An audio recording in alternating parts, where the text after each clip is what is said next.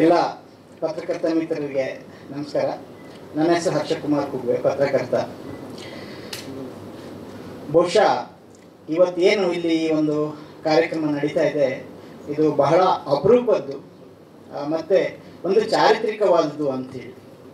ಯಾಕೆ ಅಂತ ಹೇಳಿದರೆ, ತಮ್ಮ ಜೀವಮಾನವಿಡೀ ಸಿನಿಮಾ ಸಂಗೀತಕ್ಕೆ ಮುಡುಪಾಗಿಟ್ಟು ಅದಕ್ಕೋಸ್ಕರನೇ ಜೀವ ತೆಗೆದಂತಹ ಡಾಕ್ಟರ್ ಹಂಸಲೇಖ ಸರ್ ಅವರು ಇದೇ ನಮ್ಮ ಕನ್ನಡ ನಾಡಿನಲ್ಲೇ ಹುಟ್ಟಿ ಕಳೆದ ಹೆಚ್ಚು ಕಡಿಮೆ ಒಂದು 40-50 ವರ್ಷಗಳ ಕಾಲ ತಮ್ಮ ಇಡೀ ಬದುಕನ್ನು ಇತಿಹಾಸ, ಪ್ರಾಚೀನ ಪ್ರಾಗ ಇತಿಹಾಸ ಅಂದರೆ ಹಿಸ್ಟ್ರಿಗಿಂತ ಮುಂಚಿನ ಪ್ರೀ ಹಿಸ್ಟ್ರಿ ಅಂತ ಹೇಳ್ತಾರೆ, ಆ ಪ್ರೀ ಹಿಸ್ಟ್ರಿ, ಮಣ್ಣನ್ನು, ಗುಹೆಗಳನ್ನು, ಕಾಡು ಮೇಡು ಬೆಟ್ಟ ಎಲ್ಲ ಅಲ್ಬಿಟ್ಟು ಅಲ್ಲಿ ಮಣ್ಣನ್ನು ಅಗೆದು ಅಲ್ಲಿ ಏನು ಕುರುಹುಗಳಿದೆ ಹಿಂದೆ ಆದಿಮಾನವರು ಅಥವಾ ಈ ನೆಲದ ಇತಿಹಾಸ ಏನು ಅನ್ನೋದನ್ನು ಹುಡ್ಕೊಂಡು ಹೋದಂತಹ ಒಬ್ಬ ಬಹಳ ವಿಶಿಷ್ಟವಾದಂತಹ ವ್ಯಕ್ತಿ, ತಮ್ಮ ಜೀವಮಾನವಿಡೀ ಅದಕ್ಕೆ ತೆಗೆದಂತಹ ವ್ಯಕ್ತಿ ಪ್ರೊಫೆಸರ್ ರವಿ ಕೋರಿಶೆಟ್ಟರ್ ಅವರು.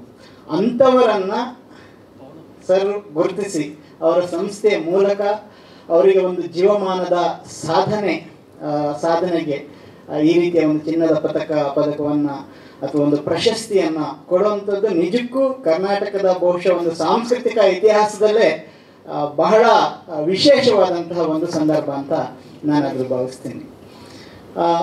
ಮಿತ್ರರೇ, ಪ್ರೊಫೆಸರ್ ರವಿ ಕೋರಿಶೆಟ್ಟರ್ ಅವರು ಈಗ ಯಾರಾದರೂ ಕಾವ್ಯ ಬರೀತಾರೆ ಅಥವಾ ಸಾಹಿತ್ಯ ಬರೀತಾರೆ, ಕಾದಂಬರಿ ಬರೀತಾರೆ ಅಂತ ಹೇಳಿದರೆ ಅವರು ಬಹಳ ಫೇಮಸ್ ಇರ್ತಾರೆ. ಯಾಕಂತ ಹೇಳಿದ್ರೆ ಅದೆಲ್ಲ ನಮಗೆ ಪಾಪ್ಯುಲರ್ ಒಂದು ಇದಕ್ಕೆ ಸಿಗ್ತಾ ಇರುತ್ತೆ, ಮೀಡಿಯಾಗಳ ಮೂಲಕನೋ ಪತ್ರಿಕೆಗಳ ಮೂಲಕನೋ ಅಥವಾ ಸೋಷಿಯಲ್ ಮೀಡಿಯಾ. ಆದರೆ ರವಿ ಕೋರಿಶೆಟ್ಟರ್ ಅಂತವರು ಅಷ್ಟು ಸುಲಭಕ್ಕೆ ಜನಕ್ಕೆ ಪರಿಚಯನೂ ಇರೋದಿಲ್ಲ, ಅವ್ರ ಬಗ್ಗೆ ಸರ್ಕಾರಗಳು ಮತ್ತೊಂದು ಯಾರು ಕೂಡ ಗುರುತಿಸೋದು ಇಲ್ಲ. ಆದರೆ ಅವ್ರು ಮಾಡ್ತಾ ಇರ್ತಕ್ಕಂಥ ಕೆಲಸ ಬಹಳ ವಿಶಿಷ್ಟವಾಗಿ ಇರುತ್ತೆ. ಇವ್ರ ಬಗ್ಗೆ ಇದೇ ಸರ್ ಹೇಳಿದ್ರಲ್ಲ, ಬಳ್ಳಾರಿರ್ತಕ್ಕಂಥ ರಾಬರ್ಟ್ ಬ್ರೂಸ್ಫುಟ್ ಮ್ಯೂಸಿಯಂನಲ್ಲಿ ಅದು ಪ್ರೊಫೆಸರ್ ರವಿ ಕೋರಿಶೆಟ್ಟರ್ ಅವರ ಒಂದು ಬ್ರೈನ್ ಚೈಲ್ಡ್, ಅದು ಅವರೇ ಅದನ್ನು ಸ್ಥಾಪನೆ ಮಾಡಿದ್ದು. ಆ ಹೆಸರು ಯಾಕೆ ಇಟ್ಟರು ಅಂತ ಹೇಳಿದ್ರೆ, ಅಲ್ಲಿ 1940s ಏನು ಒಬ್ಬ ಬ್ರಿಟಿಷ್ ಆರ್ಕಿಯಾಲಜಿಸ್ಟು ರಾಬರ್ಟ್ ಬ್ರೂಸ್ಫುಟ್ ಅನ್ನೋ ವ್ಯಕ್ತಿ, ಅವರು 40 ವರ್ಷಗಳ ಕಾಲ ಅಲ್ಲಿನ ಗುಡ್ಡ ಬೆಟ್ಟಗಳಲ್ಲಿ ಓಡಾಡಿ, ಆ ಸಂಗನಕಲ್ಲು, ಎಸ್ಪೆಷಲಿ ಸಂಗನಕಲ್ಲು ಗುಡ್ಡಗಳಲ್ಲಿ ಓಡಾಡಿ, ಇಲ್ಲಿ ಸುಮಾರು 5,000 to 15,000 ವರ್ಷಗಳ ಹಿಂದೆ ಕರ್ನಾಟಕದ ಈ ನೆಲದಲ್ಲಿ ಆದಿಮಾನವರು ಓಡಾಡಿದ್ರು, ನೆಲೆಸಿದ್ರು. ಮತ್ತು ಚಿತ್ರಗಳನ್ನು ಬಂಡೆಗಳ ಮೇಲೆ, ನೀವು ಸಂಗನಕಲ್ಲಲ್ಲಿ ನೋಡಿದರೆ ಬಂಡೆಗಳ ಮೇಲೆ ಚಿತ್ರಿಕೆಗಳನ್ನು 3,000-4,000 ವರ್ಷಗಳ ಹಿಂದೆ ಬಂಡೆಗಳನ್ನು ಚಿತ್ರಿಸಿದ್ದು. ಇದೆಲ್ಲದೂ ಕೂಡ ನಮ್ಮ ಕನ್ನಡ ನಾಡಿನ ಒಂದು ಸಂಸ್ಕೃತಿಯ ಮೂಲ ವಿಶೇಷ ಅಂತ ಹೇಳಿದ್ರು. ನಾವು ಇತಿಹಾಸವನ್ನು ಲಿಖಿತ ದಾಖಲೆಗಳ ಮೂಲಕ ಹುಡುಕ್ತೀವಿ, ಆದರೆ ಕನ್ನಡ ನಾಡಿನ ಸಂಸ್ಕೃತಿಯ ಮೂಲ ನಮಗೆ ಸಿಗುವಂಥದ್ದು ಈ ಬಳ್ಳಾರಿಯ ರಾಬರ್ಟ್ ಇದರಲ್ಲಿ. ಅದೇ ಗುಡ್ಡದಲ್ಲಿ ಸಂಗೀತದ ಮೂಲ ಕೂಡ ಅಲ್ಲಿ 7 ಸ್ವರಗಳನ್ನು ಬರ್ತಾ ಇರ್ತಕ್ಕಂತಂದ್ರೆ 5,000 ವರ್ಷಗಳ ಹಿಂದೆ ಆದಿಮಾನವರು ಆ ಕಲ್ಲುಗಳಲ್ಲಿ 7 ಸ್ವರಗಳನ್ನು ನುಡಿಸ್ತಾ ಇದ್ದಂತಹ ಒಂದು ದಾಖಲೆ ಇನ್ನೂ ಆ ಗುಡ್ಡ ಬೆಟ್ಟದ ಮೇಲಿದೆ. ಇದನ್ನೆಲ್ಲ ಸಂಶೋಧನೆ ಮಾಡಿ ಆ ವ್ಯಕ್ತಿ ಮಾಡಿದಂತಹ ಕೆಲಸವನ್ನು ಸಮರ್ಥವಾಗಿ ಮುಂದುವರಿಸ್ಕೊಂಡ್ಬಂದು ಮತ್ತೆ ಅದನ್ನು ವರ್ಲ್ಡ್ ಲೆವೆಲ್ಗೆ, ಒಂದು ಇಂಟರ್ನ್ಯಾಷನಲ್ ಲೆವೆಲ್ಗೆ ಒಂದು ಮ್ಯೂಸಿಯಮನ್ನು ಕಟ್ಟಿದಂತಹ ವ್ಯಕ್ತಿ ಪ್ರೊಫೆಸರ್ ರವಿ ಕೋರಿಶೆಟ್ಟರ್ ಅವರು. ನೀವೆಲ್ಲರೂ ಕೂಡ, ನೀವೆಲ್ಲ ಅಂತಲ್ಲ, ಬಹುಶಃ ಕರ್ನಾಟಕದಲ್ಲಿ ಈ ರೀತಿ ಆಸಕ್ತಿ ಇರುವಂತಹ, ನಮ್ಮ ಇತಿಹಾಸದ ಬಗ್ಗೆ, ನಮ್ಮ ಸಂಸ್ಕೃತಿ ಬಗ್ಗೆ ಆಸಕ್ತಿ ಇರುವಂತಹ ಪ್ರತಿಯೊಬ್ಬರೂ ಕೂಡ ಜೀವಮಾನದಲ್ಲಿ ಒಂದು ಸರಿ ನೋಡಬೇಕಾದಂತಹ ಒಂದು ವರ್ಲ್ಡ್ ಕ್ಲಾಸ್ ಮ್ಯೂಸಿಯಮನ್ನು ಅವರು, ಪ್ರೀ ಹಿಸ್ಟ್ರಿ ಮ್ಯೂಸಿಯಮನ್ನು ಪ್ರೊಫೆಸರ್ ರವಿ ಕೋರಿಶೆಟ್ಟರ್ ಅವರು ತಮ್ಮ ಸ್ನೇಹಿತರ ಜೊತೆಗೂಡಿ ಕಟ್ಟಿದ್ದಾರೆ. ಮತ್ತು ಆ ಕಟ್ಟೋದಷ್ಟು ಸುಲಭ ಇರಲಿಲ್ಲ. ಯಾಕಂತ ಹೇಳಿದ್ರೆ, ಮತ್ತು ಈ ಗುಡ್ಡ ಬೆಟ್ಟಗಳು ತುಂಬ ದೊಡ್ಡ ಮಟ್ಟಕ್ಕೆ ಈ ಗಣಿಗಾರಿಕೆಯಿಂದಾಗಿ ಅಳಿಸಿ ಹೋಗ್ತಾ ಇರ್ತಕ್ಕಂಥದ್ದು. ಇನ್ನು ಬಹುಶಃ ಇವರೆಲ್ಲ ಹೋಗಿ ಇಂಟರ್ವ್ಯೂನ್ ಆಗದೆ ಇದ್ದಿದ್ರೆ ಈಗ ಆ ಗುಡ್ಡಗಳು ಕೂಡ ಸಂಪೂರ್ಣ ಗಣಿಗಾರಿಕೆಯಲ್ಲಿ ಅದಿರುಗಳು ಅಗಿತಾ ಇತ್ತು. ಅಂಥದನ್ನು ಸರ್ಕಾರದ ಗಮನಕ್ಕೆ ತಂದು ಅಲ್ಲಿನ ಜಿಲ್ಲಾಧಿಕಾರಿಗಳನ್ನು ವಿಶ್ವಾಸಕ್ಕೆ ತಗೊಂಡು ಇವರು ಕಟ್ಟಿದ್ದಾರೆ. ಹಾಗಾಗಿ ಇದನ್ನೆಲ್ಲ ಯಾಕೆ ಅವರು ಮಾಡಿದ್ರು ಅಂತ ಹೇಳಿದರೆ, ಇವತ್ತಿನ ಹಲವಾರು ಸಮಸ್ಯೆಗಳು, ಸಮಕಾಲೀನ ನಮ್ಮ ಸಮಾಜದ ಹಲವಾರು ಸಮಸ್ಯೆಗಳಿಗೆ ಬಹುಶಃ ನಮ್ಮ ಇತಿಹಾಸದಲ್ಲಿ ಉತ್ತರವನ್ನು ಇವರು ಕಂಡುಕೊಳ್ಳೋ ಪ್ರಯತ್ನವನ್ನು ಕೂಡ ಮಾಡಿದ್ದಾರೆ. ಪ್ರೊಫೆಸರ್ ರವಿ ಕೋರಿಶೆಟ್ಟರ್ ಹೇಳ್ತಾರೆ, ನಾವು ಇಷ್ಟೆಲ್ಲ ಭಿನ್ನ ಭೇದಗಳನ್ನು ಮಾಡ್ತಾ ಹೋಗ್ತೀವಿ ಸಮಾಜದಲ್ಲಿ, ಆದರೆ ನಮಗೆ ಪ್ರೀ ಹಿಸ್ಟ್ರಿಲಿ ಹೋಗ್ಬಿಟ್ರೆ ಇಡೀ ಜಗತ್ತಿನ ಮನುಷ್ಯರೆಲ್ಲ ಒಂದೇ ಅನ್ನೋದನ್ನ ಇವತ್ತು ಪ್ರೂವ್ ಆಗಿರೋಂಥದ್ದು, ಎಲ್ಲರೂ ಒಂದೇ ಸ್ಟಾಕಿಂದ ಬಂದಂಥವ್ರು ಅಂತೇಳಿ.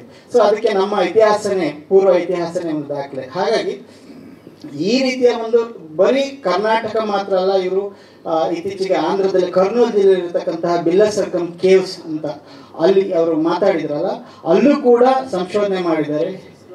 ಬಿಲ್ಲಸರ್ಗಂ. ಆಮೇಲೆ ಮಧ್ಯಪ್ರದೇಶದಲ್ಲಿ 50,000 ವರ್ಷಗಳ ಹಿಂದೆ ಜನರು ಓಡಾಡಿದಂಥ ಭೀಮ್ಬೇಟ್ಕಾ ಅಂತ ಒಂದು ಕೇವ್ಸ್ ಇದೆ, ಭೀಮ್ಬೇಟ್ಕಾ. ಅಲ್ಲೂ ಕೂಡ ಪ್ರೊಫೆಸರ್ ರವಿ ಕೋರಿಶೆಟ್ಟರ್ ಅವರು ಬಹಳ ಒಂದು ಮೇಜರ್ ಸಂಶೋಧನೆಯನ್ನು ನಡೆಸಿದ್ದಾರೆ. ಹೀಗೆ ಒಂದು ಅಂತಾರಾಷ್ಟ್ರೀಯ ಮಟ್ಟದಲ್ಲಿ, ನಮ್ಮ ಕರ್ನಾಟಕದವ್ರಿಗೆ ಎಷ್ಟು ಜನ ಇವ್ರ ಬಗ್ಗೆ ಗೊತ್ತಿಲ್ಲ, ಆದರೆ ಅಂತಾರಾಷ್ಟ್ರೀಯ ಮಟ್ಟದಲ್ಲಿ ಇತಿಹಾಸವನ್ನು ಓದುವಂಥ ಪ್ರತಿಯೊಬ್ಬರಿಗೂ ಕೂಡ ಪ್ರೊಫೆಸರ್ ರವಿ ಕೋರಿಶೆಟ್ಟರ್ ಅವರ ಹೆಸರು ಗೊತ್ತಿರುತ್ತೆ. ನೀವು ಯಾವುದೇ ಇಂಟರ್ನ್ಯಾಷನಲ್ ಪೇಪರನ್ನು ಒಂದು ಹಿಸ್ಟ್ರಿ ಪೇಪರ್ನ ಓದಿದ್ರೆ ಅಂತ ಹೇಳಿದ್ರೆ ಅಲ್ಲಿ ರವಿ ಕೋರಿಶೆಟ್ಟರ್ ಅವರ ಒಂದು ರೆಫರೆನ್ಸ್ ಸಿಕ್ಕೇ ಸಿಗುತ್ತೆ. ಅಷ್ಟು ದೊಡ್ಡ ವ್ಯಕ್ತಿ. ಅದೇ ದುರದೃಷ್ಟವಶಾತ್ ಅಂಥವರು ನಮ್ಮ ಸಮಾಜದಲ್ಲಿ ಹೆಚ್ಚು ಬೆಳಕಿಗೆ ಬರದೇ ಇರುವಂಥ ಇಂಥವ್ರನ್ನ ಗಣೇಶ್ ದೇವಿಯವರು ಟ್ರಾನ್ಸ್ಫಾರ್ಮರ್ಸ್ ಅಂತ ಕರೀತಾರೆ. ಅಂದರೆ ಇವರು ಮಾಡುವ ಕೆಲಸ ಯಾವುದೋ ಒಂದು ರೀತಿಯಲ್ಲಿ ಇಡೀ ಜಗತ್ತನ್ನ ಬದಲಾಯಿಸ್ತಾ ಇರುತ್ತೆ. ನಾವೆಲ್ಲ ನಮ್ಮ ಪಾಡಿಗೆ ಇರ್ತೀವಿ, ಆದರೆ ಇವರು ಸುಮ್ಮನೆ ತಣ್ಣಗೆ ಮಾಡ್ತಾ ಇರ್ತಕ್ಕಂಥ ಕೆಲಸ ಒಂದು ಟ್ರಾನ್ಸ್ಫಾರ್ಮಿಂಗ್ ಸೊಸೈಟಿ ನಮ್ಮ ನೋಡುವ ದೃಷ್ಟಿಕೋನವನ್ನೇ ಬದಲಾಯಿಸ್ತಾ ಇರುತ್ತೆ. ಅಂತಹ ವ್ಯಕ್ತಿಗಳಲ್ಲಿ ವಿಶೇಷ ವ್ಯಕ್ತಿ ಪ್ರೊಫೆಸರ್ ರವಿ ಕೋರಿಶೆಟ್ಟರ್ ಅವರು. ಅಂತಹ ಒಬ್ಬ ವ್ಯಕ್ತಿಯನ್ನ ನನಗೆ ಬಹಳ ಆಶ್ಚರ್ಯ ಆಯಿತು. ಯಾಕಂತ ಹೇಳಿದ್ರೆ ಬಹುಶಃ ಒಂದು 6 ತಿಂಗಳ ಹಿಂದೆ ಹಂಸಲೇಖ ಸರ್ ದಿಢೀರಂತ ಅಲ್ಲಿಗೆ ಹೋಗ್ತಾರೆ, ಬಳ್ಳಾರಿಗೆ ಹೋಗಿ ಅವರು ರವಿ ಕೋರಿಶೆಟ್ಟರ್ ಸರ್ ನಮಗೆ ಅದು ಫೋಟೋ ಕಳಿಸ್ತಾರೆ. ಎಲ್ಲಿ ಹಂಸಲೇಖ ಸರ್, ಎಲ್ಲಿ ಆ ಮ್ಯೂಸಿಯಮ್ಮು, ಇವ್ರಿಗೆ ಏನಿದೆ, ಏನು ಇಷ್ಟು ಏನು ಆಸಕ್ತಿ ಅಂತೇಳಿ ನನಗೂ ಭಾಳ ಕುತೂಹಲ ಆಗಿತ್ತು. ಆ ನಂತರದಲ್ಲಿ ಮತ್ತೆ ನಾವು ಹೋಗಿ ಸರ್ ಜೊತೆಗೆ ಒಂದು ಮಾತುಕತೆ ಕೂಡ ಇಟ್ಕೊಂಡಿದ್ವಿ. ಆವಾಗ ಕೂಡ ಅವ್ರು ಹೇಳಿದ್ರು ಇವ್ರು ಯಾಕೆ ಅಲ್ಲಿ ಹೋದ್ರು ಅಂತೇಳಿ ಎಕ್ಸ್ಪ್ಲೈನ್ ಮಾಡಿದರು, ಹೇಗೆ ಅವ್ರ ಜೊತೆ ಒಂದು ಕನೆಕ್ಟಿವಿಟಿ ಆಯಿತು ಅಂತೇಳಿ. ಸೊ ನನಗೆ ಇವತ್ತು ಬಹಳ ವಿಶೇಷ ಅನ್ನಿಸ್ತಿರೋದು ಅದೇನೆ.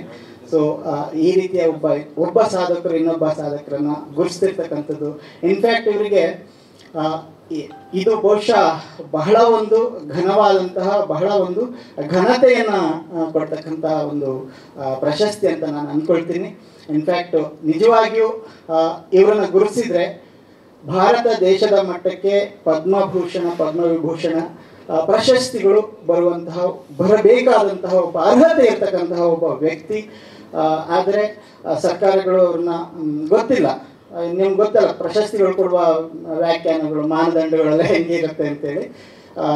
ಆ ಥರದ್ದು ಆಗದೆ ಇರಲಿ, ಇಂಥವ್ರನ್ನ ಗುರುತಿಸಲಿ. ಅಟ್ಲೀಸ್ಟ್ ಸರ್ ಗುರುತಿಸಿ ಅಥವಾ ಈ ಸಂಸ್ಥೆಯಿಂದ ಗುರುತಿಸಿದ ನಂತರದಲ್ಲಿ ಅವರನ್ನ ನಿಜವಾಗಿಯೂ ಕೂಡ ಅವರ ಅರ್ಹತೆಯನ್ನು ಗುರುತಿಸಿ ಅವರಿಗೆ ಮಾನ್ಯತೆನ, ಅವರಿಗೆ ಅಂತ ಹೇಳಿದ್ರೆ ಅದು ಒಬ್ಬ ರವಿ ಕೋರಿಶೆಟ್ಟರ್ ಅನ್ನೋ ವ್ಯಕ್ತಿಗಲ್ಲ, ಆ ಫೀಲ್ಡ್ ಸಮಾಜಕ್ಕೆ ಬೇಕಾಗಿದೆ ಇವತ್ತು.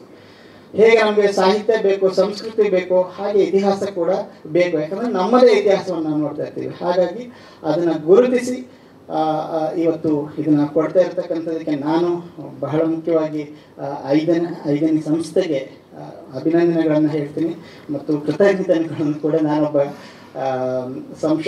ಇತಿಹಾಸದ ವಿದ್ಯಾರ್ಥಿಯಾಗಿ ಮತ್ತು ಪತ್ರಕರ್ತನಾಗಿ ಹೇಳ್ತಾ ಇದ್ದೀನಿ. ಧನ್ಯವಾದಗಳು. ಸ್ವಾದಿಷ್ಟತೆಯ ಸ್ವಾದ, ತಾಜಾತನದ ಆಹ್ಲಾದ, ಉತ್ತಮ ಆರೋಗ್ಯ ಮತ್ತು ಹೆಚ್ಚಿನ ರೋಗ ನಿರೋಧಕ ಶಕ್ತಿಯ ವೃದ್ಧಿಗೆ ಈಗ ನಿಮಗೆ ಸಿಗುತ್ತಿದೆ ಉತ್ತಮ ಗುಣಮಟ್ಟದ ಪೌಷ್ಟಿಕಾಂಶ. Shri Vaidik millet health mix, ಇದು ಸಿರಿಧಾನ್ಯಗಳ ಸಂಪತ್ತು.